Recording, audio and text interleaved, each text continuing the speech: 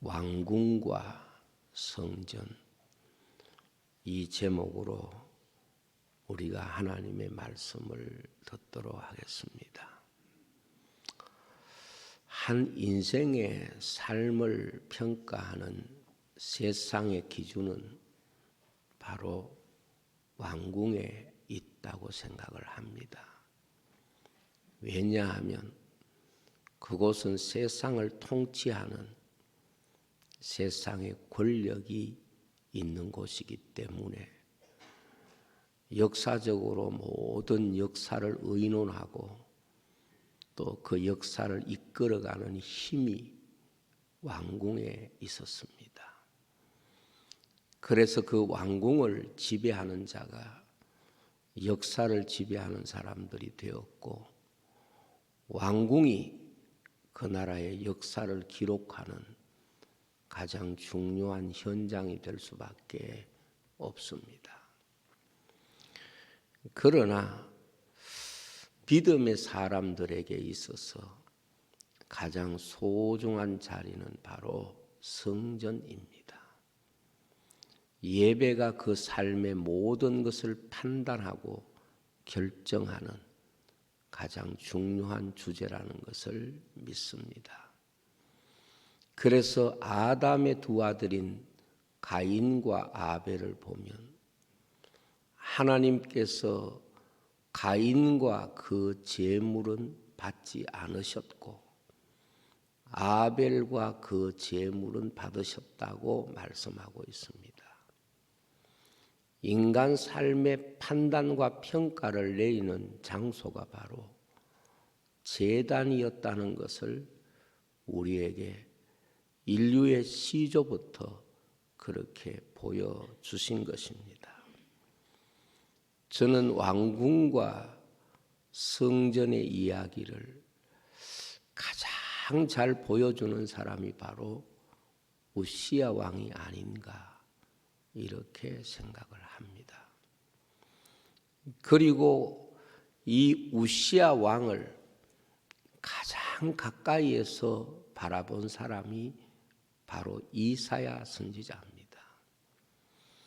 이사야 선지자는 왕족인 신분을 가지고 있었기 때문에 누구보다도 왕들과 가까이 지냈던 사람이고 왕궁을 자유롭게 드나들었던 사람입니다. 그래서 그는 히스기야 왕 때까지 주로 사역의 대상들이 왕이었습니다. 뿐만 아니라 이 이사야 선지자는 하나님의 성전이 얼마나 특별한 것이고 우리 인생의 역사를 결정하는 장소인가를 알았기 때문에 우시야 왕이 죽던 해에 하나님의 성전에 들어가서 하나님 앞에 엎드려 기도하다가 하나님의 영광 앞에 자신이 얼마나 큰 죄인인가를 깨닫게 되고 하나님이 그에게 주신 사명을 가지고 일어나 그 민족의 역사를 깨우는 귀한 선지자의 사명을 감당하게 된 것입니다. 그러므로 이사야 선지자에게 있어서 왕궁은 역사를 주장하는 장소처럼 보일지 몰라도 실제로는 역사를 이끌어 가시는 진정한 주인이신 하나님이 그 역사를 이끌어 가시는 장소가 성전이라는 것을 이사야서를 통해서 우리에게 말씀하고 있다. 그렇게 저는 하나님의 이 말씀을 여러분과 함께 나누기 위해서 왕궁과 성전이라는 제목으로 말씀을 전하려고 합니다. 오늘 우리가 살아가는 이 현실 속에 보면 결국은 한 나라를 다스리는 왕궁 같은 자리가 있고 또 이 나라를 믿음으로 섬기는 교회가 있습니다. 되게 많은 사람이 하나님이 역사를 이끌어가는 가장 중요한 주제가 바로 정치와 정치가가 있는 현장이라고 생각할 수 있겠지만, 우리 성도들은 항상 하나님의 성소에 엎드려서 하나님의 영광을 보면서 하나님이 역사를 어떻게 이끌어 가신가를 이사야처럼 세상에 설명하고 세상에 선포하고 하나님의 뜻을 드러내야 할 사명이 바로 오늘 교회에 있음을 믿습니다. 교회의 타락이 어디서부터 시작이 되는고 하면 마치 우시아처럼 세상의 권력과 세상의 힘을 가지고 교회 안에 들어와서 그것을 가지고 신앙화하려는데 이 우시아가 하나님의 버림을 받았던 이야기가 있는 것을 우리는 잘 압니다.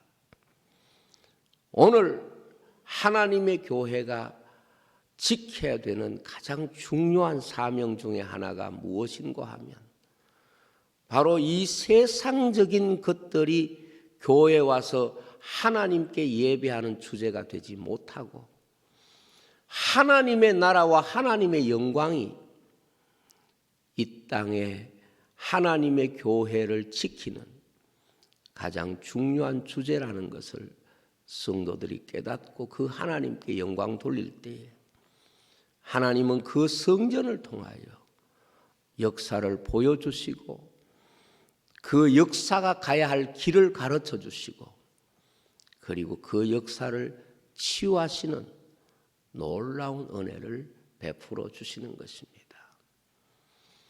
사실 이스라엘 역사를 보면 히스기야 시대에 그가 병에서 나음을 입을 때가 무엇이냐 하면 하나님의 성전을 바라보고 그가 감당할 수 없는 엄청난 현실을 하나님 앞에 펴놓고 눈물로 기도하니까 하나님이 그의 병도 고쳐주시고 그 나라도 적국으로부터 지켜주었습니다.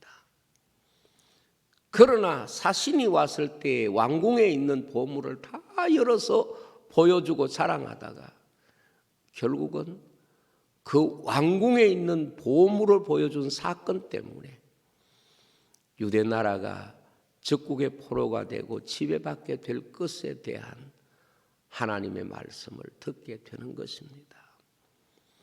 여러분, 오늘 세상은 여러 가지 나라가 자랑할 만한 것들이 참 많이 있을 수가 있습니다.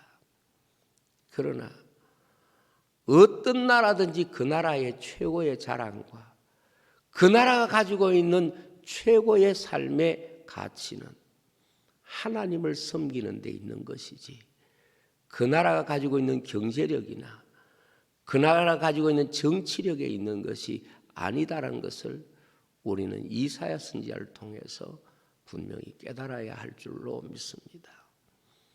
저는 한국의 강단들이 이상하게 지금 정치에 의해서 변질되고 마치 우시아가 그의 권력을 가지고 하나님의 성전에 와서 제사를 드리려고 하다가 하나님의 성소의 영광을 더럽혔고 그것이 우시아가 하나님의 버림을 받게 되는 가장 중요한 이유가 되었듯이 오늘 하나님의 교회야말로 하나님의 복음의 순수함을 하나님의 말씀의 진실함을 언제나 붙잡고 하나님을 바라보는 자리가 되어야 할 줄로 믿습니다.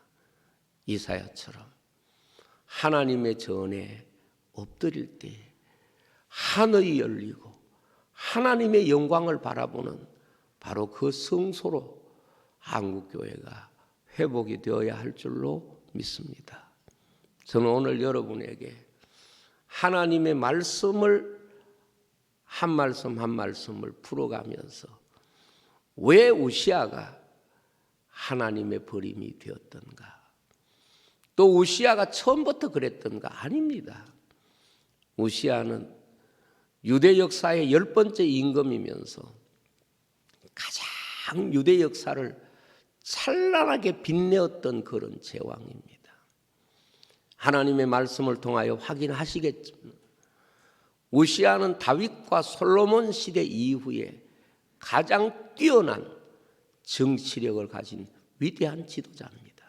그러나 그가 하나님이 주신 은혜를 바로 지키지 못하고 하나님의 성소를 더럽힐 때에 그는 유대 임금 중에서 가장 비참한 사람이 되었고 그는 한평생 하나님의 성전에 올라가지 못하는 사람이 되었고 그리고 성전도 잃고 왕궁도 잃어버리고 별궁에 거하면서 결국은 죽었을 때에 왕의 묘실에도 나아가지 못하고 왕의 묘실에도 들어가지 못하는 이런 비참한 인물이 된 것입니다.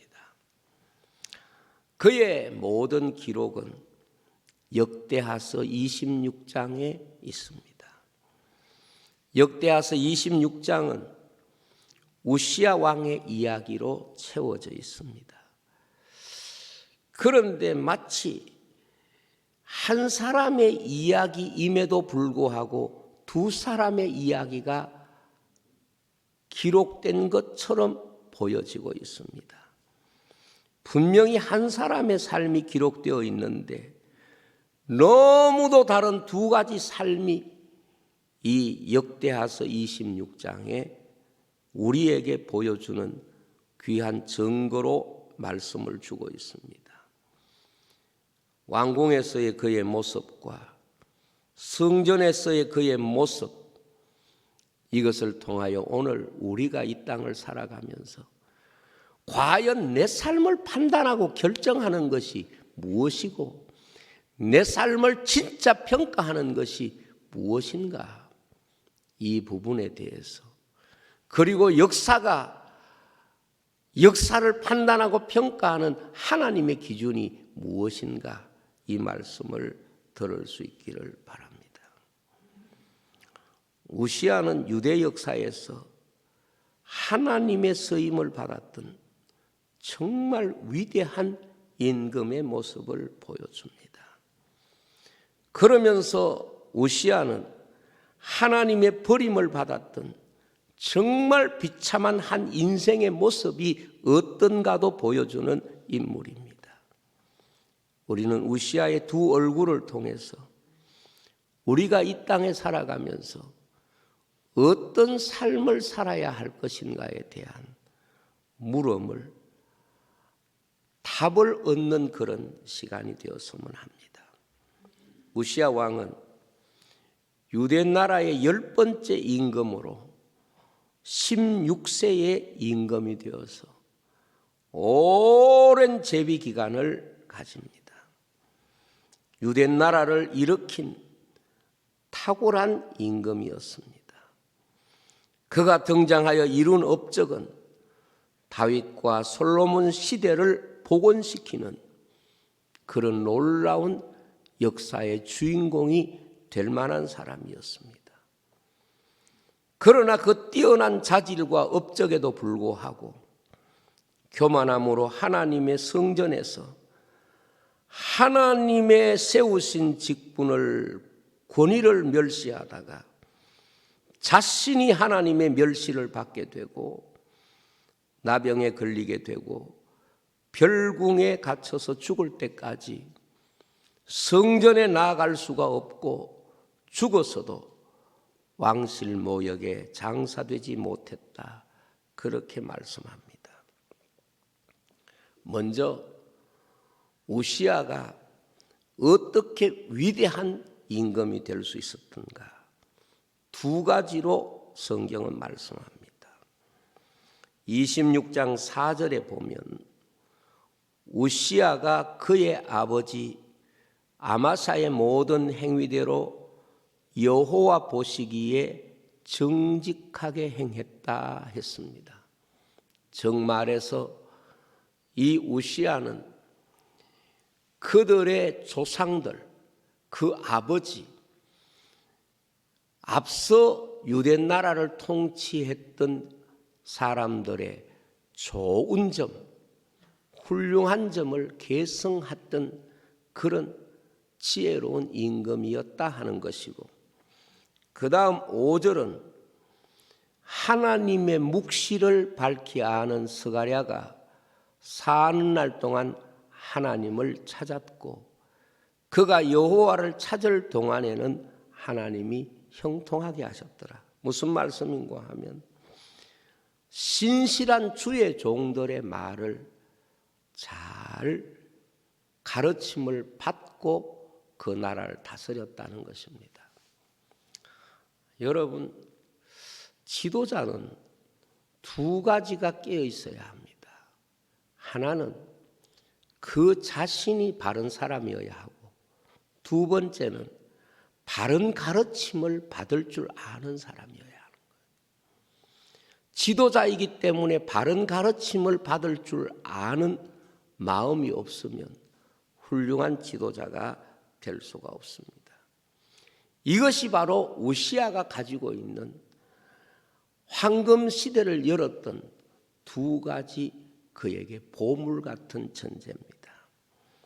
그래서 그의 초기에는 그 스스로가 하나님 앞에 바로 살려고 했고, 언제나 스가랴와 같은 훌륭한 지도자가 가르쳐 주는 대로 그가 그의 나라를 믿음으로 잘 다스리려고 애를 썼던 것입니다. 그래서 6절에서 8절에 보면 우시아가 나가서 블레셋 사람들과 싸우고 가드 성벽과 야볼의 성벽과 아스돗 성벽을 헐고 아스돗 땅과 블레셋 사람들 가운데 성읍들을 건축하며 하나님이 그를 도우사 블레셋 사람들과 구르바알에 거주하는 아라비아 사람들과 마온 사람들을 치게 하신지라. 암몬 사람들이 우시아에게 조공을 바치며 우시아가 매우 강성하여 이름이 애굽 변방까지 이르렀더라, 퍼졌더라, 그렇게 말씀하고 있습니다. 바꾸어 말하면 유대 나라를 변방의 한 작은 소국에서 오히려 많은 나라들이 유대 나라에 조공을 바치는 중심 나라가 되게 했던 것이 바로 이 우시아였습니다. 그리고 9절에서 10절에 보면 우시아가 예루살렘 성 모퉁이 문과 꼴짝이 문과 성 구비에 망대를 세워 견고하게 하고, 또 광야에 망대를 세우고 물 운덩이를 많이 파고 고원과 평지에 가축을 많이 길렀으며, 또 여러 산과 좋은 밭에 농부와 포도원을 다스리는 자들을 두었으니 농사를 좋아함이었더라. 무슨 말인가 하면 경제적 부흥을 일으켰다는 말입니다. 잘 사는 나라가 되게 했다는 겁니다. 먹고 생활하는 것이 안전하게 지켜지고 공급될 수 있는, 소위 말하면 경제적 부흥을 일으킨 사람이 또 이 우시아입니다. 그리고 11절에서 13절에 보면 우시아가 또 싸우는 군사가 있으니 서기관 여이엘과 병령장 마아세야가 직접 조사한 수요대로 왕의 지휘관 하냐냐의 휘하에 속하여 떼를 지어 나가서 싸우는지라. 족장의 총수가 2600명이니 모두 큰 용사요, 그의 휘하에 군대가 30만 7500명이라. 건장하고 싸움에 능하여 왕을 도와 적을 치는 자이며 그랬습니다. 무슨 말인가 하면 국방력을 키워서 누구도 넘볼 수 없는 그런 힘 있는 나라가 되게 했다는 것이고, 이것은 그가 사람을 기용하는 데 있어서 탁월한 능력을 가지고 있다. 그러니까 훌륭한 참모들이 그의 곁에 많이 있었고 그 이름들을 지금 제가 여러분들에게 읽어드린 것입니다.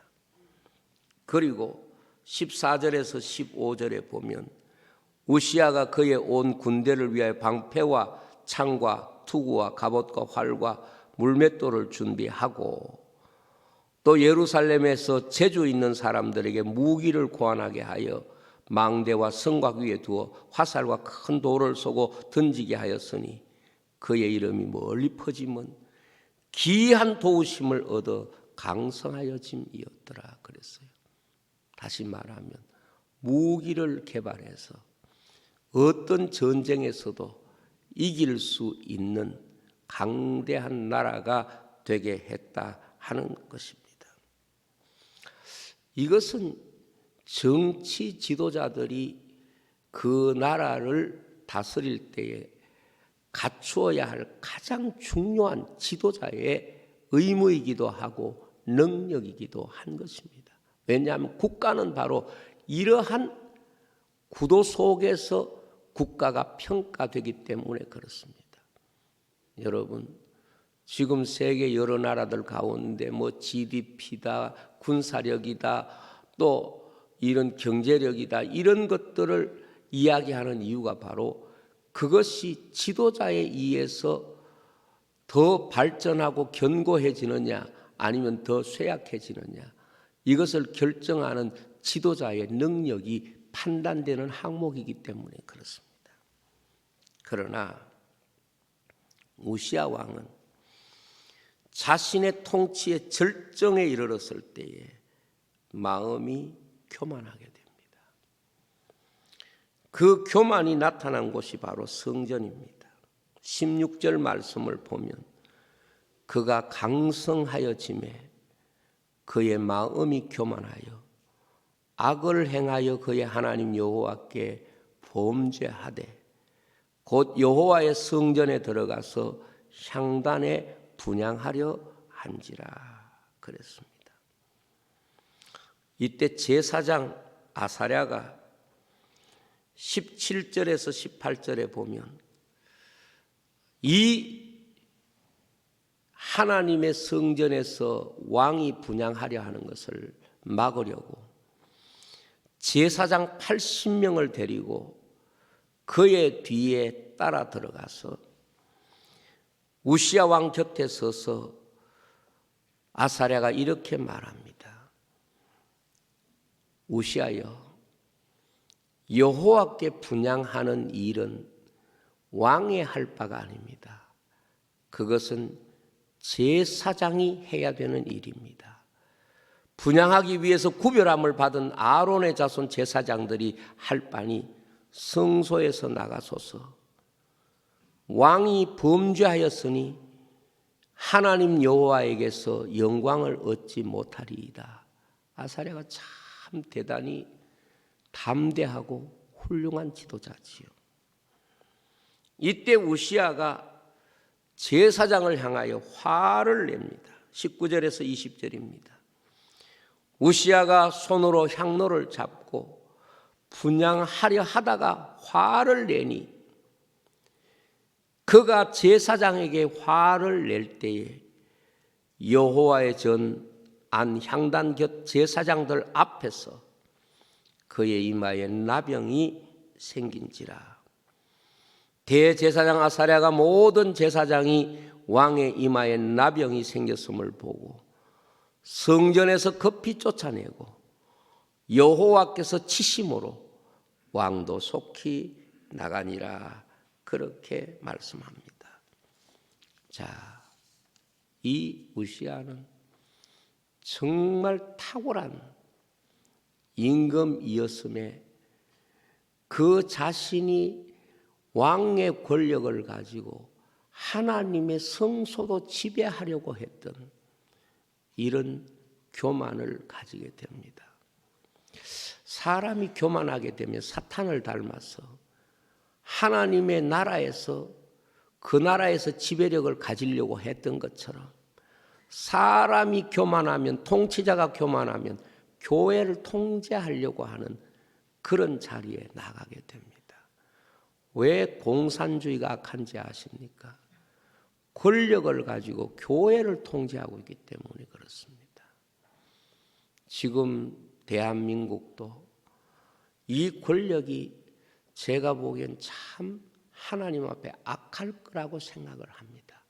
다른 이유보다는 권력을 가지고 교회를 지배하려고 하는 것은 하나님 앞에 가장 교만한 모습이기 때문에 그렇습니다.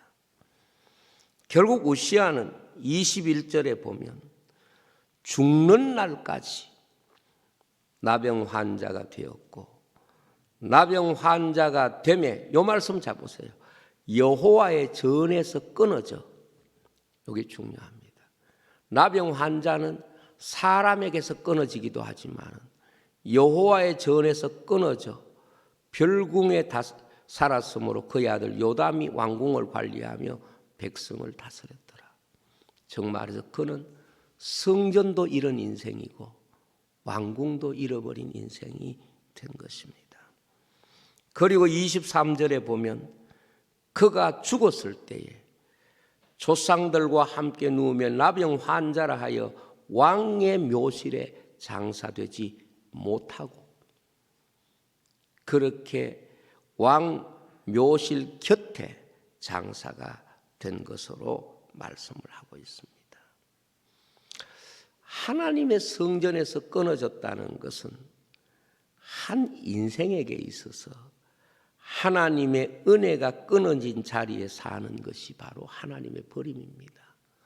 못 먹고 사는 게 아니고 못 입고 사는 게 아니고 하나님의 은혜에서 끊어진 것이 하나님의 버림이 되었다 하는 것입니다.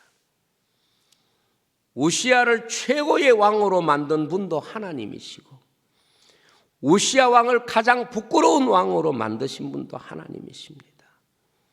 그가 교만함으로 하나님의 성전을 가볍게 여기다가 하나님의 성전의 직분을 가볍게 여기다가 그 스스로가 백성이 부끄럽게 여기는 사람이 되고 그 스스로가 하나님의 성전이 버린 사람이 되어버린 것입니다.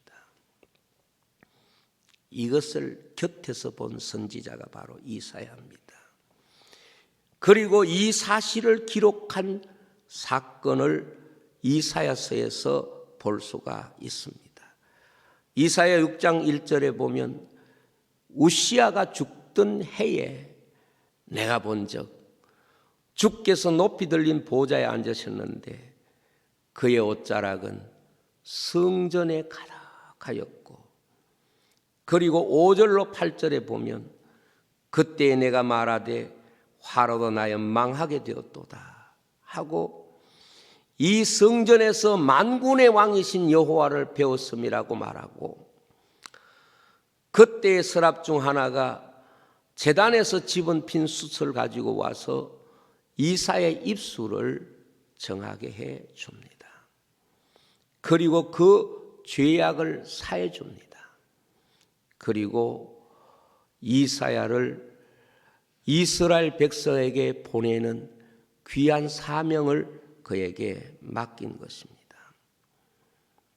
왕궁과 성전의 다름을 이사야는 자기 몸으로 깊이 체험한 사람입니다. 하나님이 가장 싫어하는 사람이 누군가 하면 제단을 더럽히는 자라고 하는 것을 알 수가 있습니다. 우리가 성경을 보면은 인생이 하나님의 것을 더럽히는 행위에 대한 말씀이 있는데 인생이 하나님의 것을 더럽히는 행위가 뭐냐 하면 바로 성전을 더럽히는 것이고 다른 하나는 성의를 더럽히는 것입니다. 에레미야서 13장 9절에 보면 여호와께서 이와 같이 말씀하시니라. 내가 유다의 교만과 예루살렘의 큰 교만을 이렇게 썩게 하리라. 에스겔서 7장 24절에 보면 내가 극히 악한 이방인들을 데려와서 그들이 그 집들을 점령하게 하고 강한 자의 교만을 거치게 하리니 그들의 성소가 더럽힘을 당하리라 그랬습니다. 인간이 교만하면 그 교만이 무엇을 더럽히는가 하면 그 교만이 바로 하나님의 것을 더럽히는 것입니다. 그래서 교만한 마귀를 하나님의 나라에서 내쫓듯이 이 땅의 성소에서 교만한 자를 하나님이 내쫓으신 것이고, 교만한 자를 내쫓으신 이유는 그들이 바로 하나님의 성소를 더럽혔기 때문이라고 말씀하고 있는 것입니다. 주님의 품성이 바로 겸손입니다. 주님은 내게 와서 나를 배우라고 말씀하시면서 나는 마음이 온유하고 겸손하라 그랬어요. 이 주님의 교회가 사람들에게 가르쳐야 되는 가장 중요한 교훈이 바로 주님을 가르치는 것인데, 그것이 바로 겸손을 가르치는 것이라는 거예요. 그리고 하나님의 교회에서 절대로 용납해서는 안 되는 것이 바로 교만한 것입니다. 교만한 자가 교회의 일꾼이 되면 이게 바로 교회를 더럽히는 것입니다. 교만이 교회의 가장 무서운 그런 더럽히는 것이고, 우리가 조금 전에 에레미야서에 있는 것들 썩게 되는 것입니다. 썩으면 깨끗한 것이 하나도 없습니다. 더럽혀지는 것입니다. 그래서 성경에 보면 하나님이 가장 싫어하는 사람들이 누구냐? 바로 교만한 사람들입니다. 그래서 교만한 자를 물리치고 겸손한 자에게 은혜를 주시는 것입니다. 여러분, 교회를 통해서 내가 무엇을 배웠느냐, 그것을 점검하려거든. 내가 얼마나 내 교만을 버리고 내가 얼마나 주님의 겸손을 배웠느냐, 이것이 바로 교회입니다. 여러분, 다른 사람에게 교회가 뭐냐 이렇게 말하려면 교회는 예수님을 배우는 학교고, 교회는 겸손을 배우는 학교다. 이것이 바로 교회가 가지고 있는 가장 소중한 가르침인 줄로 믿습니다. 그러므로 아무리 제왕이라고 할지라도 교만하면 하나님은 그를 나병 환자처럼 취급하고 버리시는 것을 우리가 이 말씀을 통해서 또 배우는 것입니다. 기도하겠습니다. 아버지 하나님, 감사합니다. 우리에게 오늘도 찾아오셔서 이 말씀을 우리 마음 깊이 허락하여 주시옵소서. 예수님 이름으로 기도하옵나이다.